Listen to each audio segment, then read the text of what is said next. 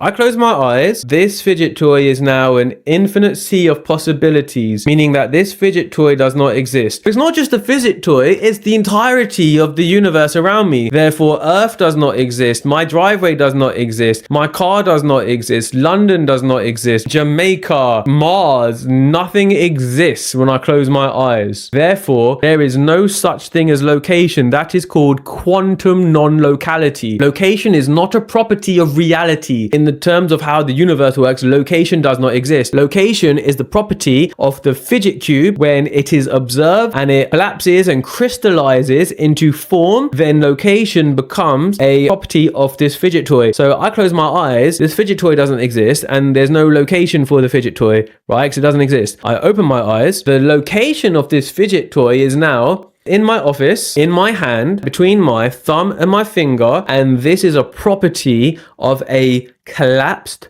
crystallized fidget toy once observed. Location is based on my observation. Location is not based on my geographical position on Earth. There's no such thing as location in reality of reality. That's literally scientifically true. And that's Maya. Like, the fact that location doesn't exist, the fact that the moon doesn't exist when we are not observing it, right? That's mad to think about.